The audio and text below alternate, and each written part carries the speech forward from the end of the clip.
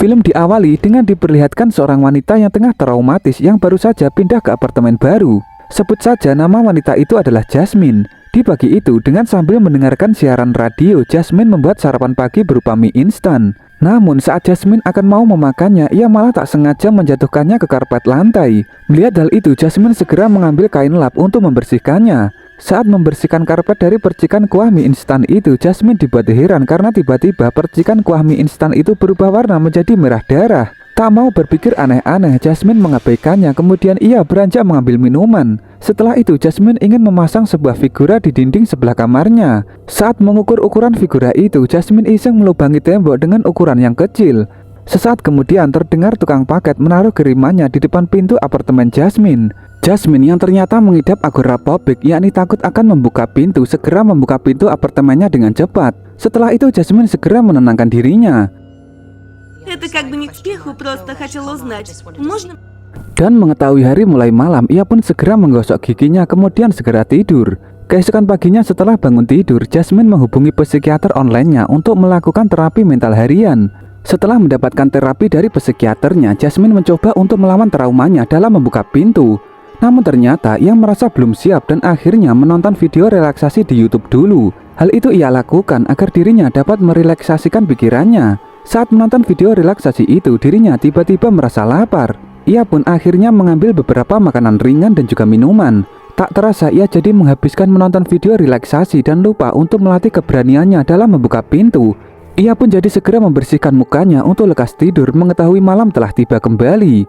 Lalu saat mau tidur itu, kali ini Jasmine dibuat salvok dengan lubang yang telah ia buat kemarin. Karena lubang yang ia buat itu mengeluarkan beberapa helai rambut. Tak ingin terlalu berpikir macam-macam, Jasmine segera merebahkan tubuhnya di kasur kemudian lekas tidur. Lalu tak lama kemudian tiba-tiba sebuah lidah muncul di lubang tembok itu. Jasmine jadi penasaran dan akhirnya menjilat lidah di tembok itu. Saat lagi terus menjilat itu, seketika Jasmine langsung terbangun dari tidurnya. Ternyata hal yang barusan ia alami itu hanyalah mimpinya saja. Saat bangun di pagi hari itu, Jasmine mendengar suara mantan pacarnya yang menggedor pintu apartemennya.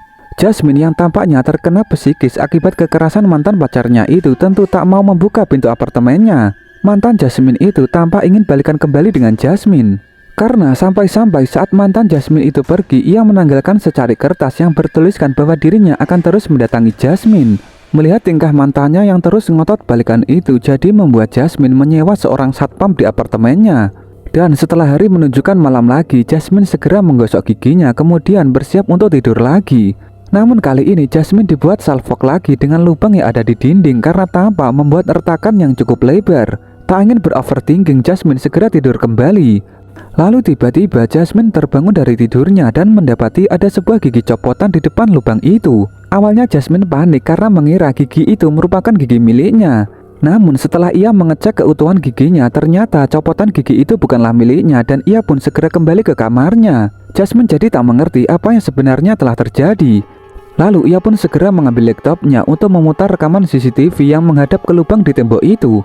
Saat melihat rekaman CCTV itu, Jasmine dibuat terkejut melihat dirinya yang ada di rekaman itu tengah mengeluarkan sebuah tangan dari mulutnya. Kemudian memasukkan tangan itu ke lubang tembok itu. Bersamaan dengan hal itu, Jasmine jadi dibuat takut dengan suara gemuruh yang terdengar di lubang tembok itu. Tak ingin merasa diteror oleh kejadian horor itu, Jasmine memberanikan diri untuk melawan lubang di tembok itu. Ia pun segera mengambil kapak untuk menghancurkan lubang tembok itu. Setelah melakukannya, Jasmine dibuat merinding mengetahui ternyata di balik tembok itu terdapat monster setan yang berbentuk kursi dengan memiliki banyak tangan dan juga mahkota gigi. Saat tengah takut itu, Jasmine malah terhisap oleh setan itu sehingga membuat Jasmine duduk di tubuh setan itu dengan dikenakan mahkota gigi. Jasmine yang sudah benar-benar takut itu segera berusaha lepas dari jepitan tangan setan itu. Kemudian ia menghantam setan itu dengan kapak yang dibawanya tadi.